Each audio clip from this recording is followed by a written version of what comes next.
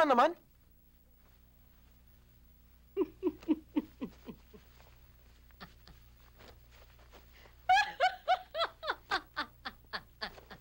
Ito ba tinuro sa'yo ni Amado? Anong Amado? Ako rin naman ang gawa ng una. Bakit?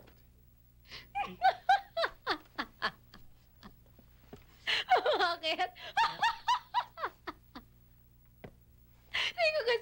Hindi ko kasi maintindihan kung bakit ka pa nagbibli. Eh, wala ka naman sa sasakyan papuntang ospital. Nagdidilim ang paningin ko.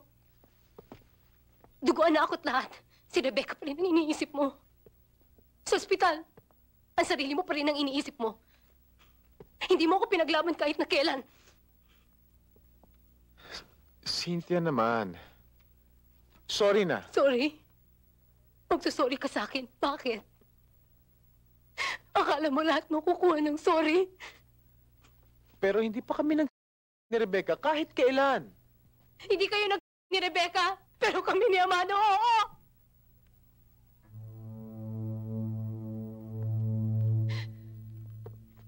Sige, mahal kong asawa. Mag-sorry ka! Magsawa ka sa sorry. Pagkatapos sabihin mo sa akin, kung may babalik mo ako sa dati. Mahal mo si Amado? Oo. Pero ikaw ang ama ng anak ko.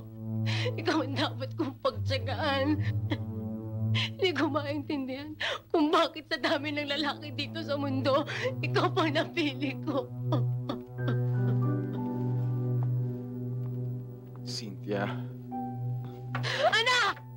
Cynthia. Susumbatan mo ako? Hindi. Cynthia. Sasabihin mong masama akong babae?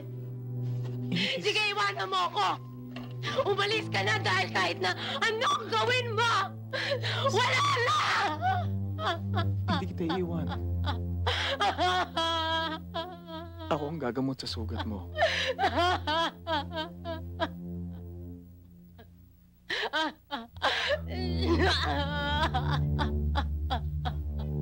Cynthia.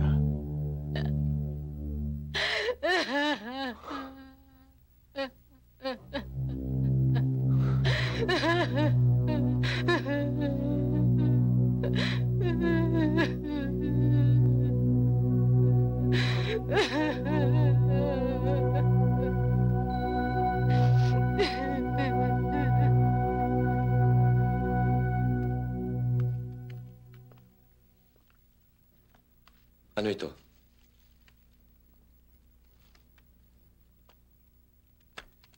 Mas madali siguro kung sa iba na muna ako magtatrabaho. Maraming nangyaring gusto namin makalimutan mag-asawa eh. I understand. Pero buntis si Rebecca.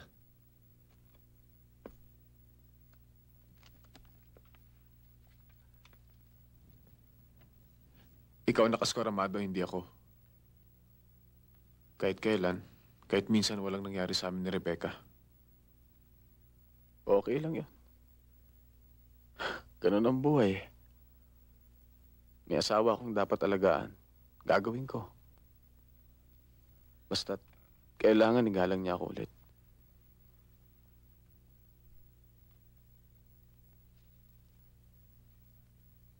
Saka na lang.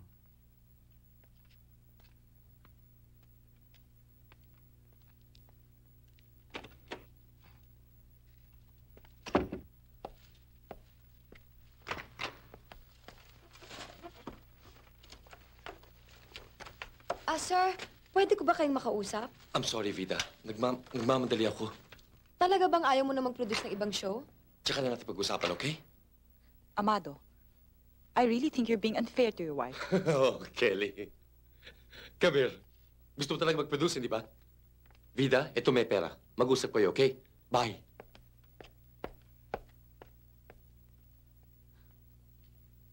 You want to work with me?